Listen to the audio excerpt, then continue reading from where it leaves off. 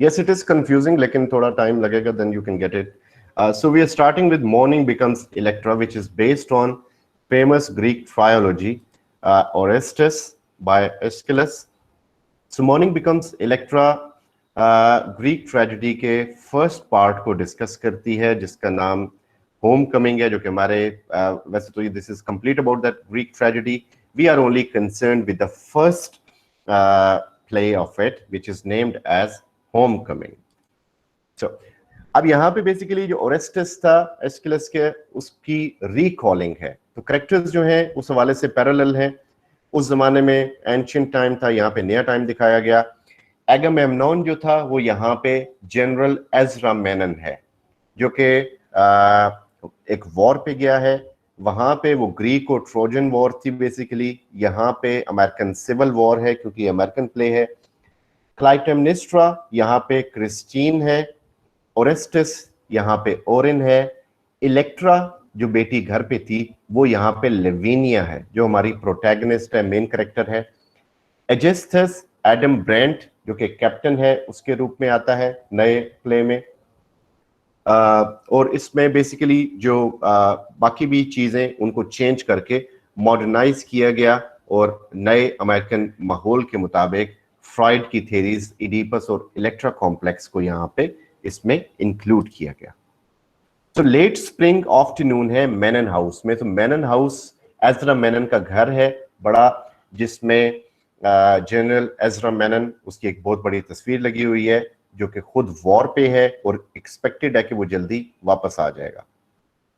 लेविनिया जो है वो उसकी जो बेटी है वो घर पे है और अपनी माँ की तरह वो अभी अभी वापस आई है न्यूयॉर्क से. माँ भी गई थी और बेटी भी, ये दोनों न्यूयॉर्क गए थे. सेथ इनका मुलाजिम है, वो गार्डनर है और वो आके अपने कुछ रिलेटिव्स के हवाले से बात करता है कि मैं उन्हें घर दिखा दूं. लेकिन वो उसे ये भी बताता है कि तुम अपने ब्यू, वो जो बंदा तुम्हें मिलने आता है, यानी कैप्टन ब्रांट, जो कि एजेस्टस को रिप्रेजेंट कर रहा है. वो कैप्टन ब्रांट एक कैप्टन होता है जो कि अपेरेंटली लेविनिया से मिलने आता है. तो वो कहते हैं कि तुम उससे बच के रहना. तो सेथ अपनी बात को कंटिन्यू नहीं कर पाता. तो लेविनिया का फ्रेंड्स आते हैं, जिसमें पीटर और उसकी सिस्टर हेजल हैं. पीटर भी लेविनिया को पसंद करता है, लेकिन लेविनिया की उसके बारे में कोई फीलिंग्स नहीं है. तो उसे पता है कि वो उसे कहती है कि I have my duty towards my father, जो कि हमें इलेक्ट्रा कॉम्प्लेक्स का एहसास दिलाती है कि मेरे जिम्मेदारी है मुझ पे अपने बाप की, तो मैं तुमसे शादी नहीं कर सकती. लेविनिया सेथ को कहती है कि तुम क्या कह रहे थे. सेथ कहता है कि तुमने नोटिस नहीं किया, जो ब्रांट है, एडम ब्रांट, उसके लुक्स जो है मुझे तुम्हारी फैमिली के मेल मेंबर से मिलते जुलते नजर आते हैं, यानी ओरेन से या तुम्हारे बाप से उसकी शक्ल मिलती है. और वो कहता है कि मुझे लगता है कि ये डेविड मैनन और मैरी ब्रॉम्टे, जो कि एक नर्स थी, उनका बेटा हो सकता है, जिसको बहुत अरसा पहले घर से निकाल दिया गया था.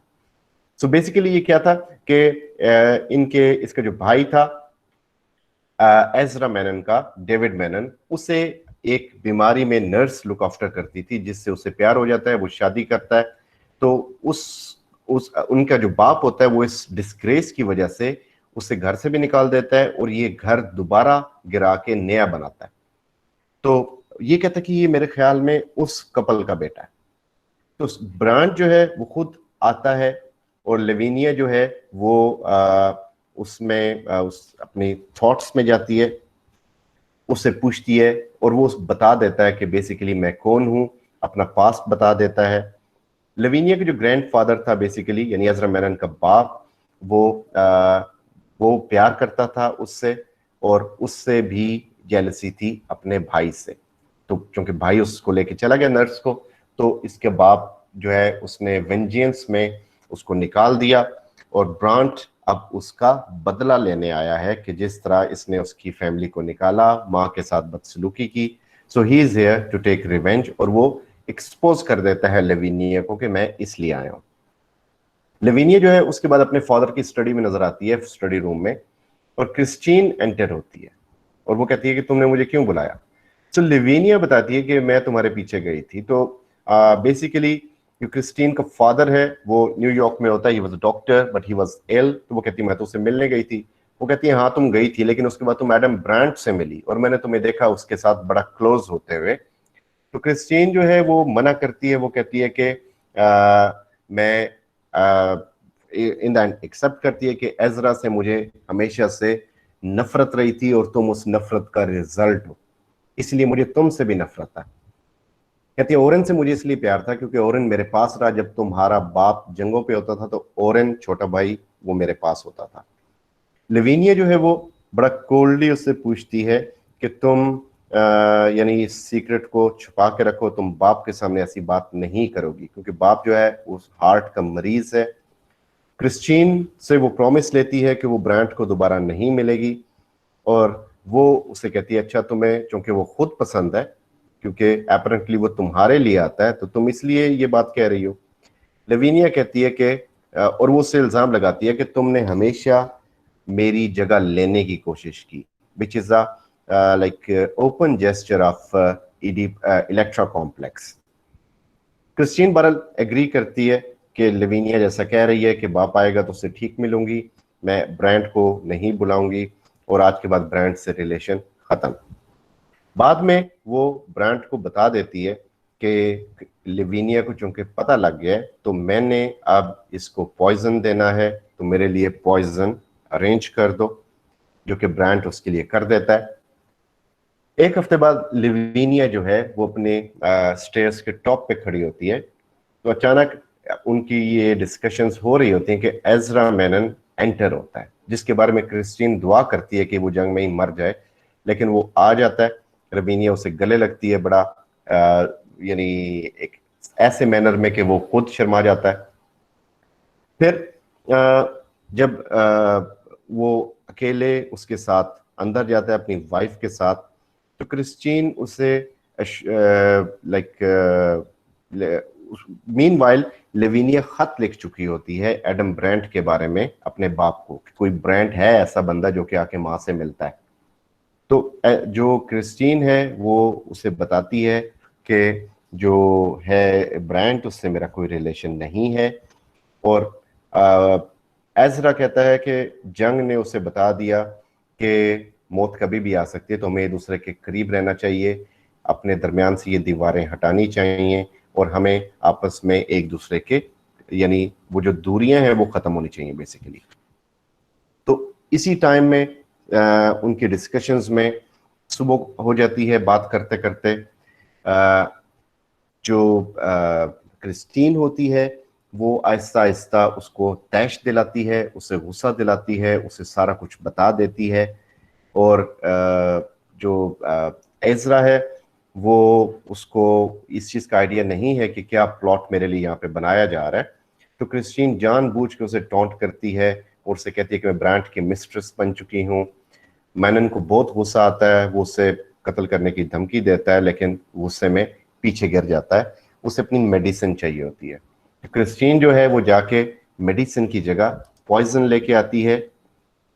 उसे मैनन को पॉइजन लेने के बाद ट्रेचरी का आइडिया होता है, वो लेविनिया को आवाज देता है। सो लेविनिया बाय द टाइम आती है तो वो देखती है कि उसका बाप मरने के करीब है।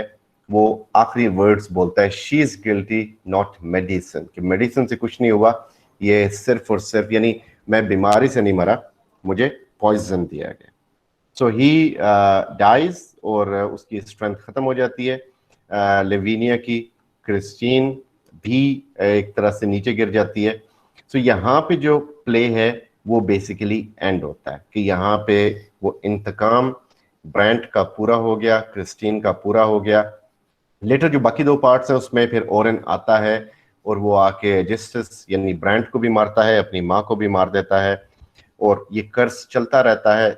इन द एंड वो भी मर जाता है। फिर Lavinia by the end of the play अपने आप को इस मैनन हाउस में बंद कर लेती है हमेशा के लिए। सो लेविनिया इज आर प्रोटैगनिस्ट, जो कि मैनन की डॉटर है। She is a kind of wooden stuff shoulder girl जो कि इमोशनलेस है।